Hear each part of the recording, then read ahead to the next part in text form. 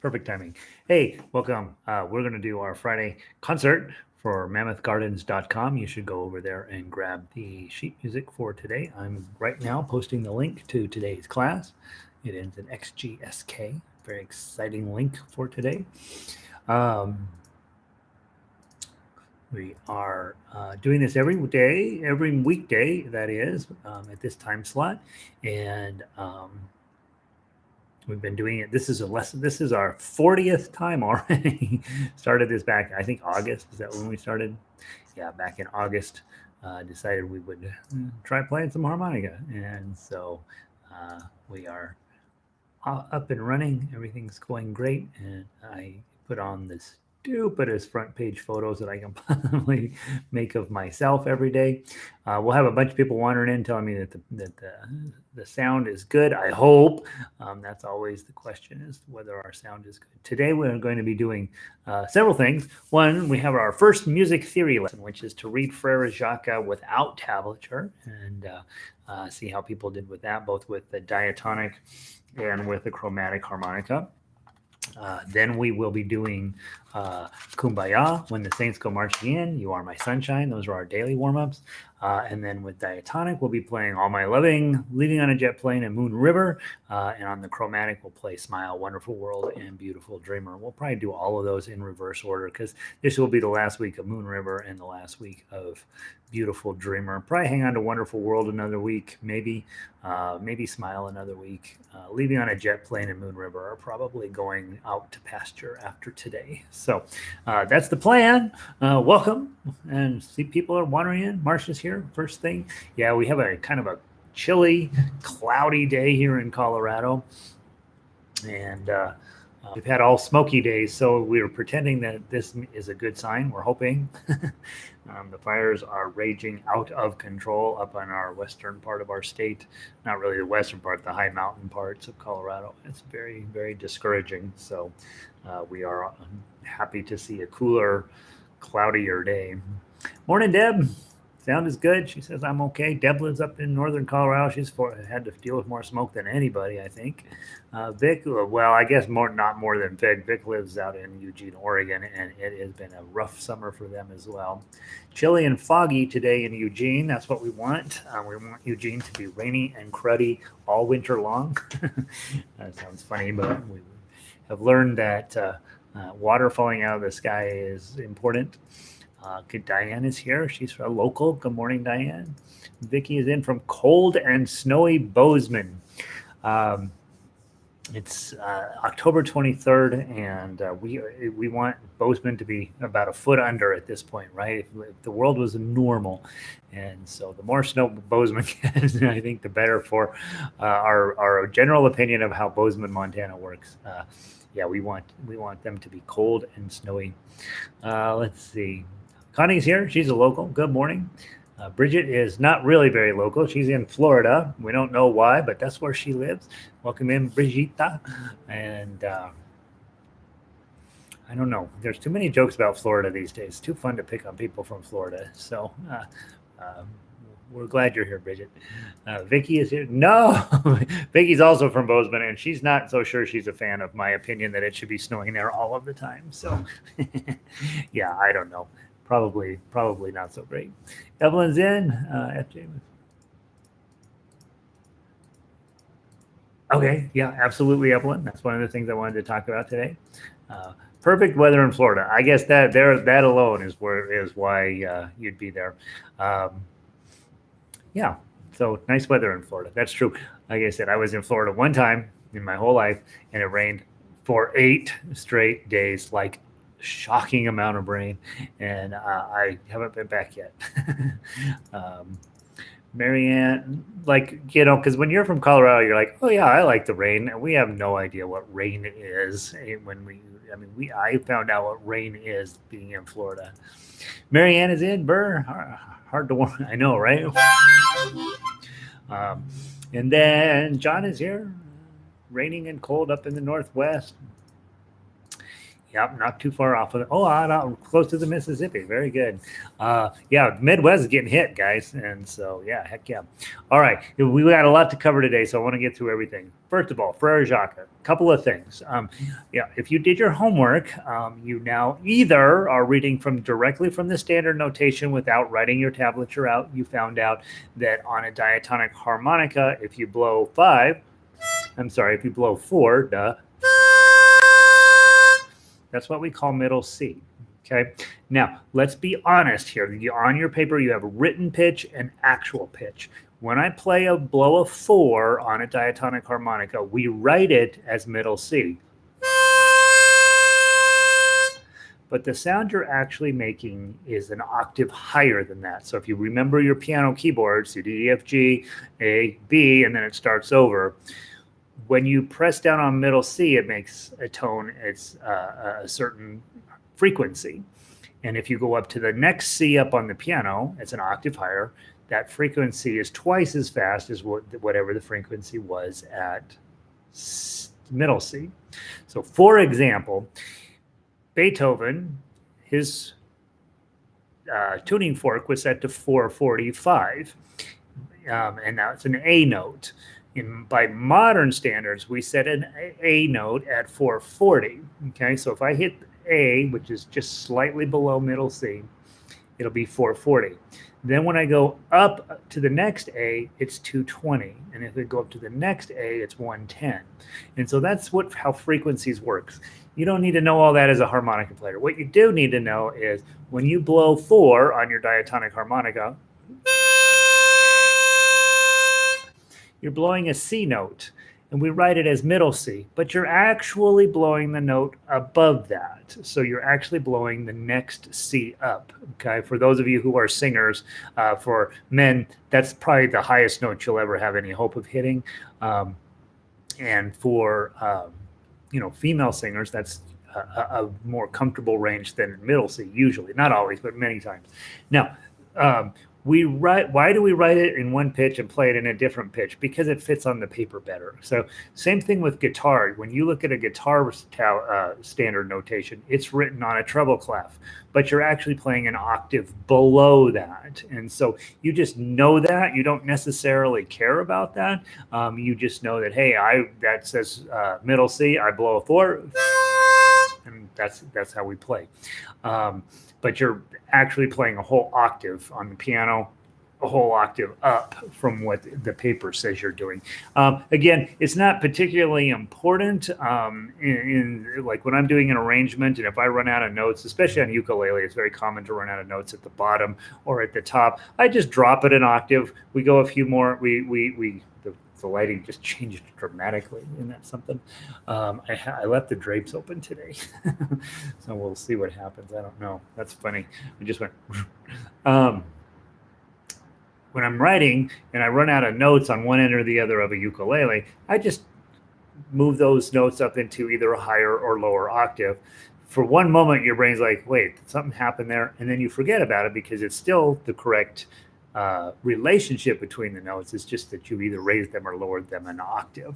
And so that's what you're basically working on here. When you have an instrument that's small like this, you don't have all of the notes. Pianos are the only have all of the notes, right?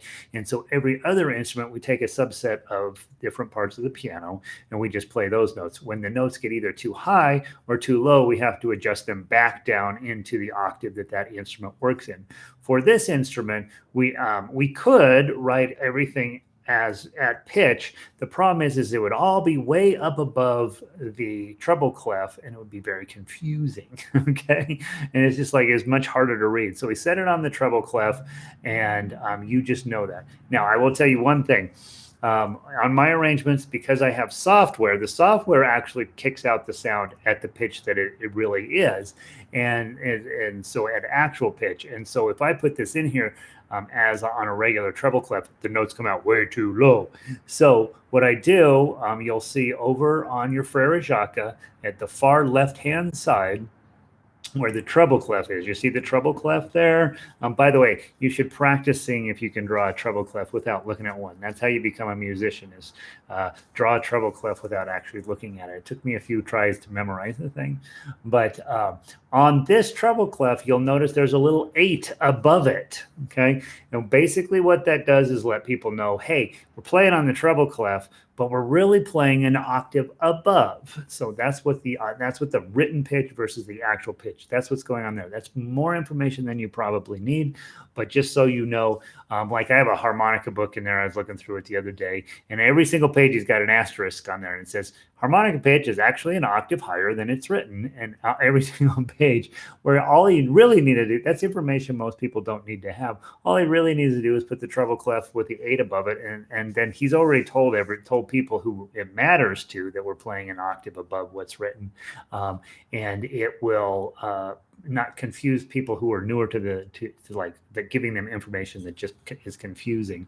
So, for example, when I write on guitar, I have the same thing. I have a treble clef there, but the 8 is underneath the treble clef, saying, hey, what you're playing is written on the treble clef, but you're actually sounding an octave below that. So that's the story between actual pitch and written pitch. Let's play Frere Jacques first on diatonic. Let's make sure that you guys got it right. And I'm going to ask, just not for the whole thing, but if you had to decide, well, I've already given you the answer, actually. On diatonic harmonica, if you see a middle C note on your paper, what hole do you blow through? Is classical music suitable for harmonica? Yes. This harmonica, that one, okay?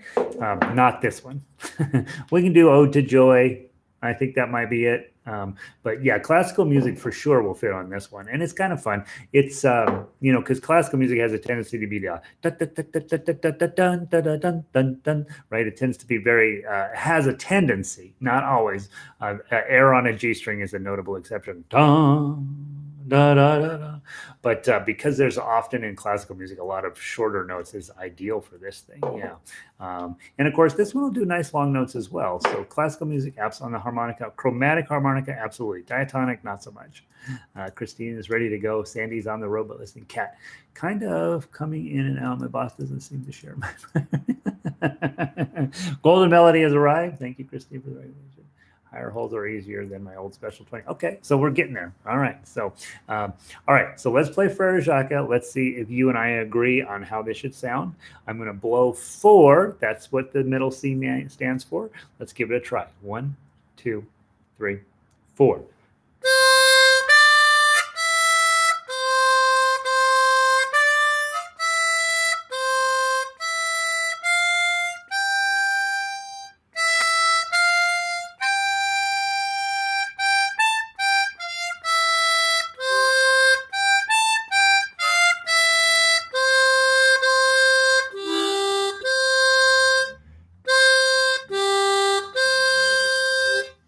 Okay, did you get it right? Okay. If you didn't, then let's have a chat about where you might have goofed up. But that's for the diatonic harmonica. So you start on a blow 4. That's where your middle C hangs out.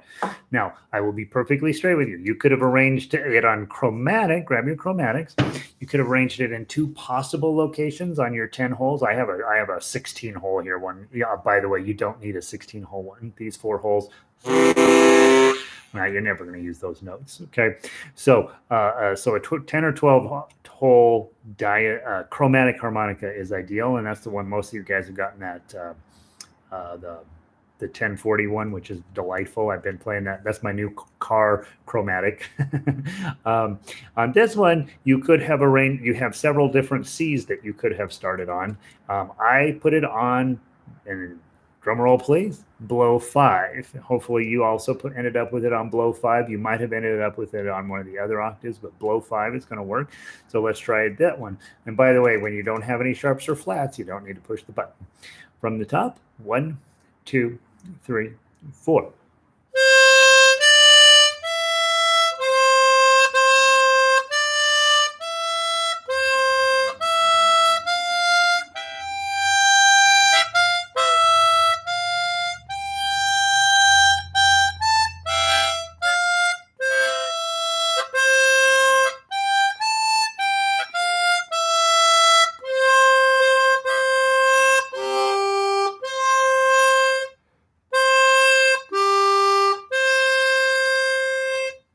Okay. Hopefully you got those right. All right. So hopefully both of those, either if you would have decided I'm going to play everything on chromatic, you now have the skill set in place where when I hand out a diatonic sheet, you're like, I don't like diatonic. Diatonic is not for me. Then you can just go through and re-tab it for this. And honestly, once you've tabbed a half a dozen of these, you won't need to tab them anymore because you will just be reading the sheet music, and you will find pretty quickly that I don't need to write out the tab. I can just read the sheet music. And so Patty used a 4, so the question becomes, hey, Gary star blew into a 5 and Patty's blowing into a 4. What the heck's going on there? The key is that blow 4 and blow 5 are the same note. Okay.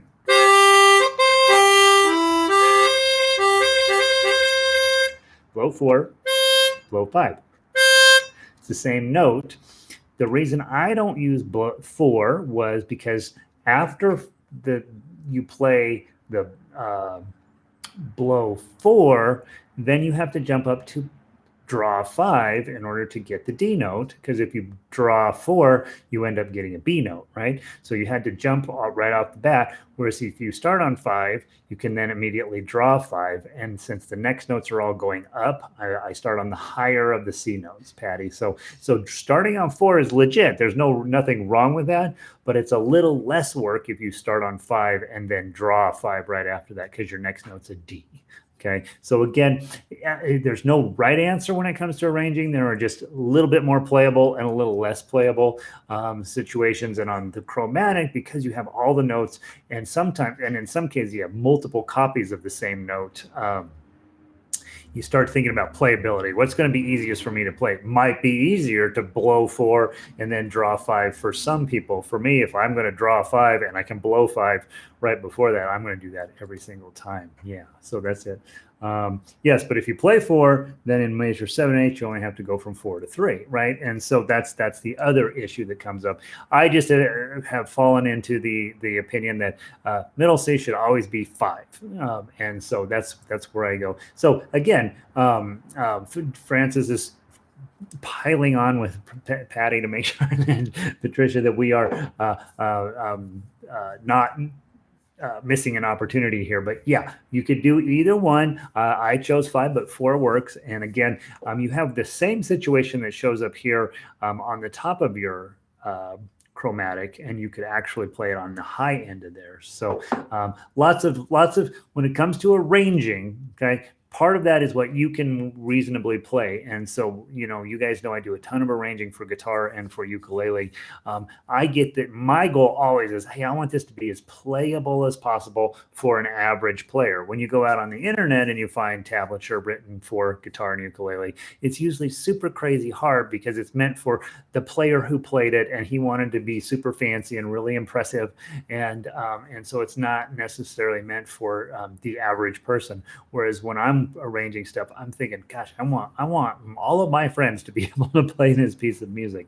And so but that does mean I have to make choices, just as Patty and Francis are talking about their choices on here. I think either of those are perfectly legitimate choices that you guys made as well. So there we go with that. I'm going to try to, for the next few weeks, to give you a music theory activity. If you didn't have a chance to do Frere Jacques, seriously, go back through and take a minute to tab out your harmonica on there and see if you can get it to come out sounding like mine did. And then that'll be that. Okay. So then, let's see, Fran says, our cool season is here.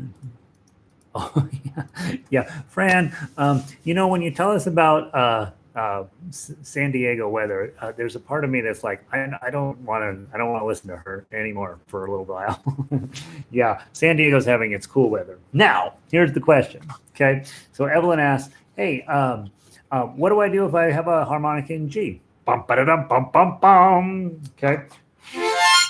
This is a harmonica in G, and the only way I know that is because, oh no, this is the low F. Let me do the G one. So here's my harmonica in G. Okay.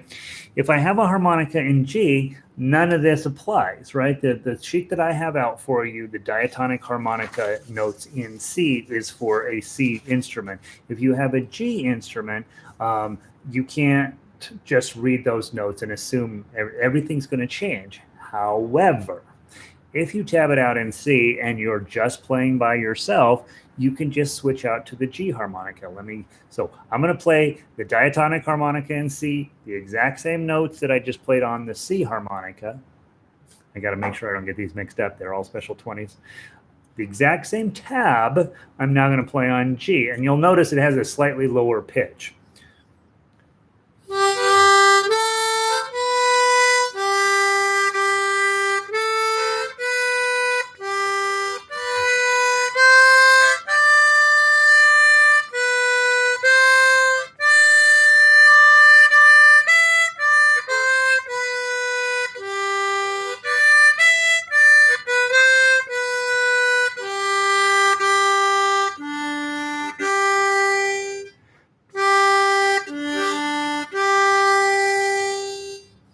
So it has a little bit lower pitch, maybe a little bit more mellow of a sound. Some people like it, some people may not like it as much. When you get to these real low notes, those are pretty low, but it allows your upper ones to be a little less high, a little less in your face.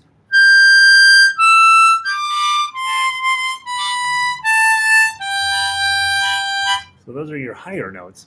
And so if you tab something out and you're just going to play by yourself, you can play it on any of the diatonic harmonicas. However, if you want to actually read from the standard notation, then you're going to have to learn where those particular notes are on this particular harmonica. That's where the weakness of standard notation comes in for multi-instrumentalists, in that if I take those notes, C, D, E, C, just the first measure, for example, C, D, E, C, on this harmonica, they're in one place. On this harmonica, they're in a different place. On this harmonica, they're in yet another place. On my low F, those are in a different place. On my ukulele, they're in a different place. On my low G ukulele, they're in the same place. On my baritone ukulele, they're in a different place. On the piano, they're in a different place. And on every instrument that you pick up, you've got to relearn your standard notation where those notes are on your particular instrument. That's why you will find the top instrumentalists in the world, they stick to one instrument. You don't see these ultra super duper famous names being able to, they can play anything, but they don't specialize in it. They pick any instrument and they get really good with that instrument. Not only that, but with most violin players and guitar players and these type of people, they get good with this particular instrument, right? So they don't just go grab any old guitar, they grab their guitar. And so just be mindful, to get to the very highest levels of whatever you're after, you're probably going to have to pick an instrument. On the other hand, if you're like me and you just like making noise and making music and having a good time, tablature probably is going to be a lot faster way for you to play a lot of those instruments. It's just a little easier. I think on piano, absolutely, there's no better choice than standard notation. Violin, some of the standard orchestral instruments, standard notation is the way to go. But for fretted instruments, for harmonica, tablature is a superior system. So I know, and I get probably a couple of music teachers are right now, their little minds are melting when I say stuff like that. Let's see, Marianne, I love knowing that. I want to tap some, yeah. So just go grab the campfire songs. If you can find the standard notation, sit down with the piece of music that you have and see if you can tab it out. Again, if they're, look for sharps and flats, accidentals in the music. If you see sharps or flats in there, that means that you're going to need to do it on chromatic. There's just no getting around that. So always, before you start to tab out a piece of music, look all the way through. If you see sharps or flats hanging out inside of the music, not at the beginning. At the beginning, you want to find music that's in the key of C. But if you see sharps or flats in there, you're going to have to use a chromatic harmonica. What's the difference between bar 8 and 9, except that you are holding the last? That is the difference. That is the difference right there, the fermata on the last note. And I also, because I use this piece of music to teach people how to read repeats, that's the difference. But here again, arranging, right? Measure 8 and measure 9 are fundamentally identical except for the fermata, and that's enough to make it separate, make it a different, because you don't want a fermata at the end of measure 8, but you do want one in measure 9. So yeah, they're the same. Patricia, so we do tablature for ukulele using major scales you gave us last summer. I'm trying to remember what I handed out last summer. Probably. I don't remember. I don't have a ukulele sitting around here, which is weird. But yeah, you got to use that. Basically anything that I have given you on ukulele comes with standard notation and tabs, and you can use that for sure. When I started tabbing out music, I had to do it all by hand. It was way before software, and all of it had to be done in pencil by hand. And I still have my original Moon River arrangement on ukulele. It's kind of hilarious to see the thought process I went through back then versus what I have now. Yeah, so that's how you do it. That's how you do it, and that's where you start. And of course, there's software, guys, and the free one out there is called Muse Score, and they're getting in copyright problems, so I don't know how long they're going to be around. But there's a one out there called Muse Score, and it'll do all sorts of tabbing for you for the other instruments. With harmonica, there isn't a tab program that I'm aware of, so you have to, if you're going to write your tabs out, you still really do have to do them by hand. So I always write them out by hand on pencil on the regular sheet music, and then I type them in the lyrics line. Okay, so that's what's going on there. All right, there's your Friday theory. Now I've taken up way too much time. It's already 11:28. Let's skip the A minor scale. Let's use the C major scale on diatonic to warm up. Let's play through that bottom to top, and then go back through and do it twice. So Francis, let's play C major scale. We'll skip the A minor scale this morning. 1, 2, 3, 4.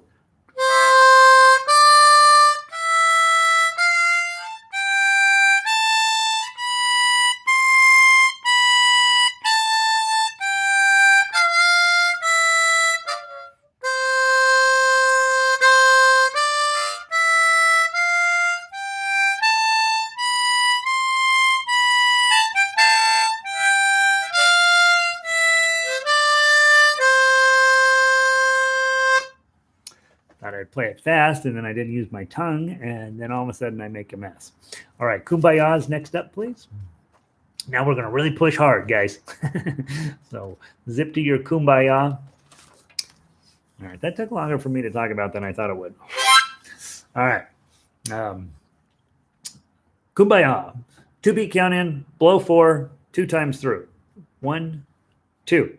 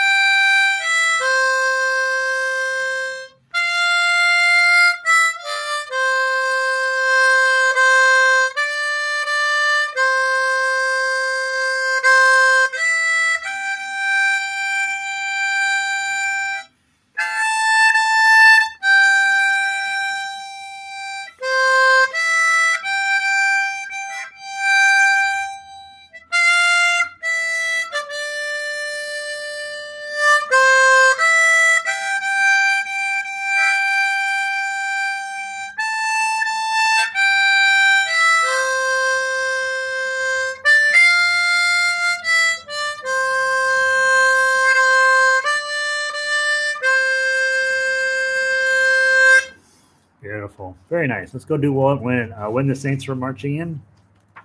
By the way, guys, next week I'm going to change our diatonic warm-ups. I'm going to give you a different one Monday, Tuesday, Wednesday, and Thursday. So we'll do Kumbaya, Ode to Joy, When the Saints Go Marching In. I can't remember what the fourth one is that I was going to put on there, but we'll have a different warm-up every day. But we will always do You Are My Sunshine. Okay?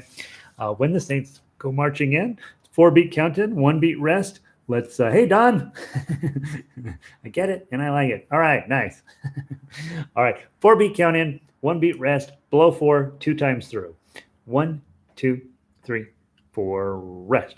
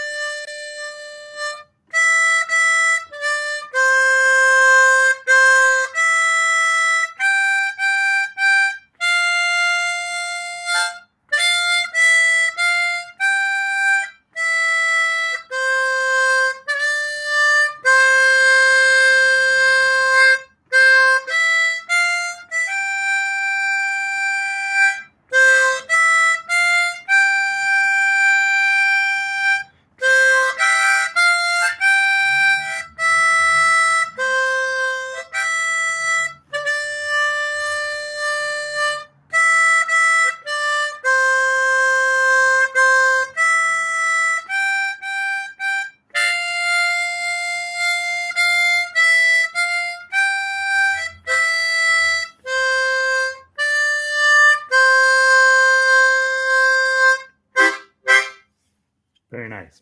Beautiful, right? Let's run off to You Are My Sunshine. Yeah, we'll add in Ode to Joy, either one day each week. And then I can't remember if you guys have one of the easier ones that you've been playing and you really enjoy, toss it in there. I'm trying to remember. I think I had an idea of what the fourth one would be, but it's not coming to my head right off the bat. I'm thinking I wanted to do simple gifts, but if you have one that's going well, and like you love playing, not one of the hard ones, obviously, but something that stays in the middle of the harmonica, let's add that into our Thursday warm up. Okay, so you can toss me a note over here on the chat if you can think of one that you like. This is You Are My Sunshine, 4-beat count in, 1-beat rest. We play through it twice and we go with a blow 3.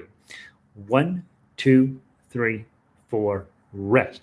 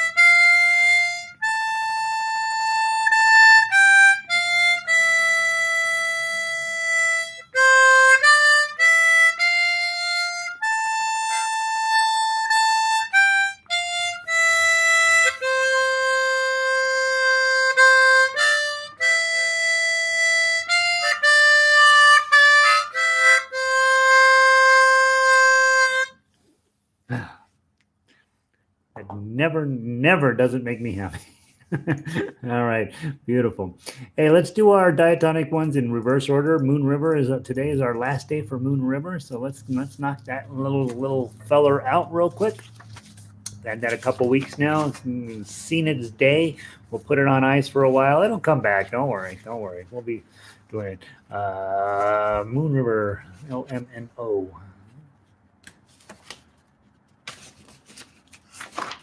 All right, Moon River, as written, all the way down to measure 42, back to measure 3, go back down. Remember, Marcia, that measure 37 is where you jump to 43. Yeah, so hopefully you've marked that at this point. Marcia and I both agree that it's really easy to play through right back into 38 more than one time. All right. Oh, Bridget, you didn't learn Loaded Joy when we did it last? All right, good. So Bridget's ready to roll. All right, here we go. Moon River, I'll see you in about 5 minutes. It's 3-beat counted.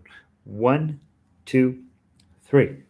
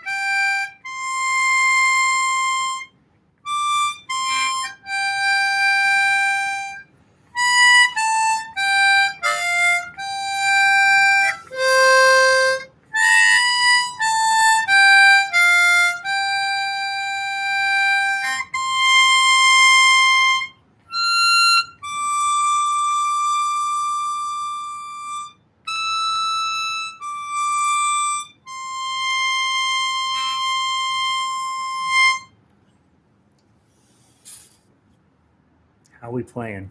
How we doing? Doing good? I always feel like, oh, that was a lot of work. It's a long song, and you play it through. Really, what are you doing? You're playing it through twice with a couple of different endings on it, but it gives you a chance to fix the mistakes you make the first time through. Right? Diane says painful. Come on, Diane. You're.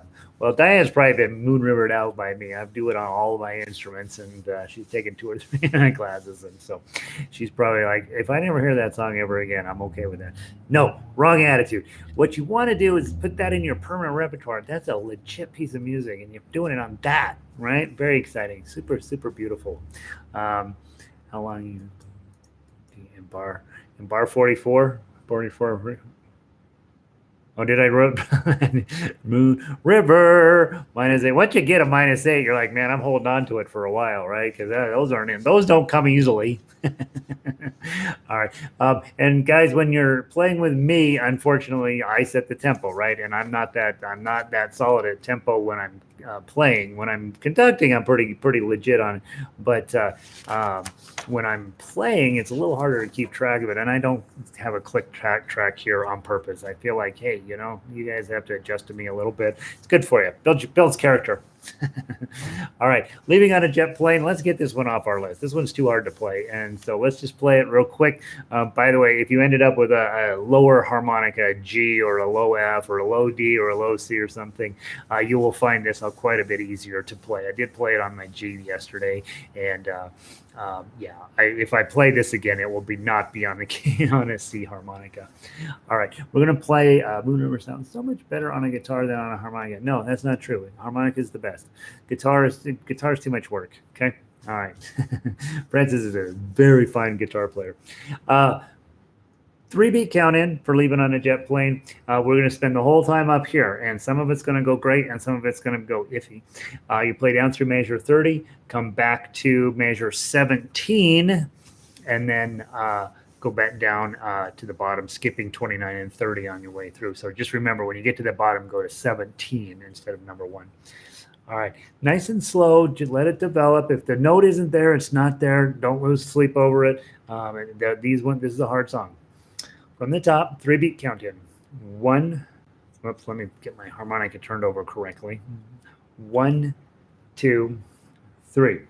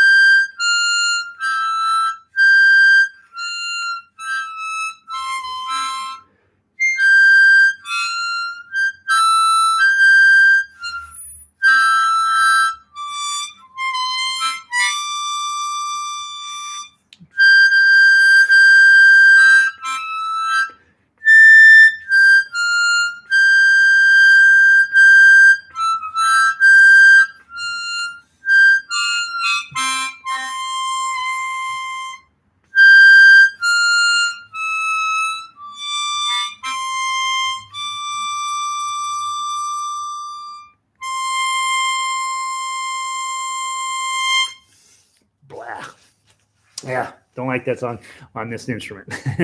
I will probably end up retabbing that for chromatic. It's just too tough on this instrument, and so we'll probably end up tossing that one over to chromatic eventually. In fact, let me leave myself a note to do that. Change to Chrome. Yeah, it's just too high. Too high. Too high. We can fix it on Chrome. I could die, right? That was a tough one. Chromatic does not make it any better. Yes, it does. Like running around. Yeah, it's one of those. You got to have your high bar. A lot of people love that tune, and so that's that.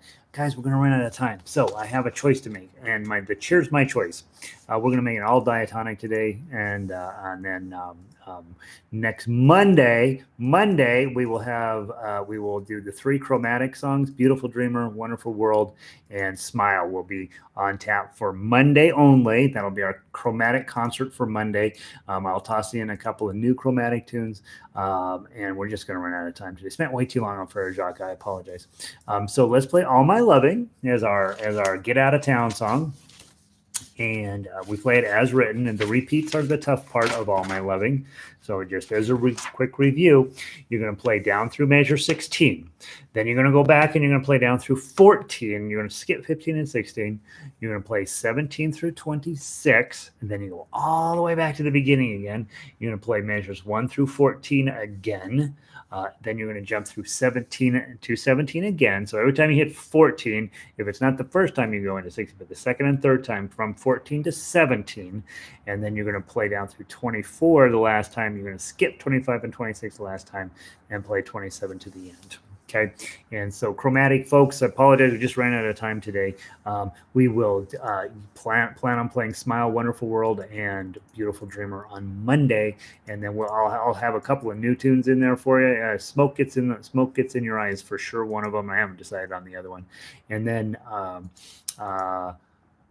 Diatonic people, you will be leaving on a jet plane in Moon River, and I'll be tossing in something else for you guys. So chromatic people, plan on playing 4 or 5 songs on Monday, and then we will get rid of "Beautiful Dreamer" for sure, and probably "Smile" next week for chromatic, and move on to something else. Okay. By the way, you don't ever have to get rid of any songs. You should always feel like, hey, I have a couple of songs I really like in this book. You should keep working on them, right, until you can do them just like it's in your sleep. All right, let's go. This is our big song for the wrap up. "All My Loving." From the top, 2-beat count in. Play it as written. 1, 2.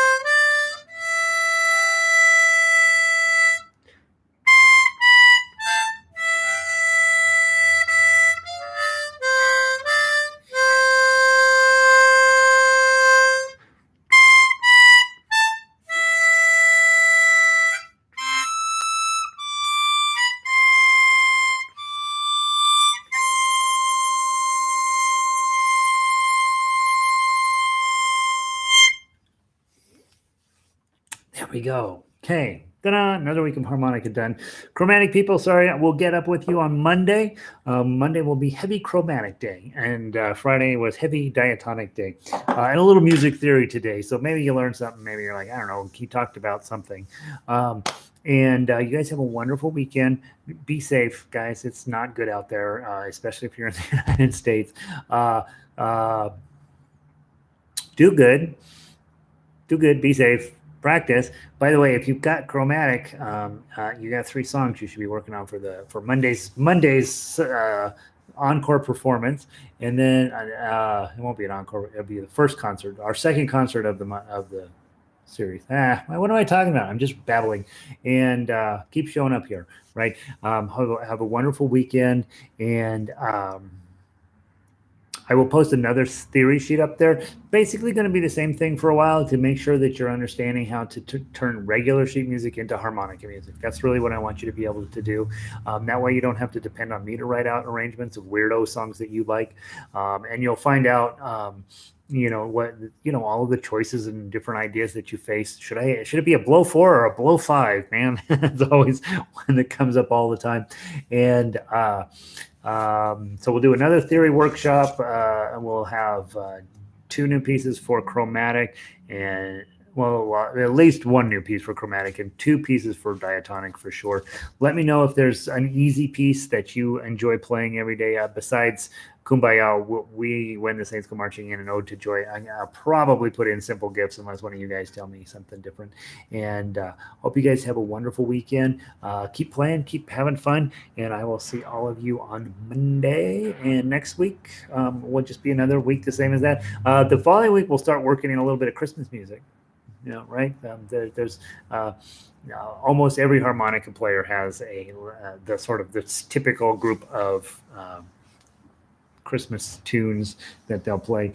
And I can tell you, you're not supposed to have your family come over anymore because they'll kill you. But if you ever got together with people around Christmas time and you says, hey, I got a surprise for you, and you pull out your harmonica, you'll be the hit of the season. So I'm going to make that possible for you. All right, guys. Love the theory. Good. Thanks, Patty. Good to see you. Deb, thank you. Have a great weekend. Francis, you're welcome. Have a great weekend. Have a good weekend, Marcia. Evelyn, thank you.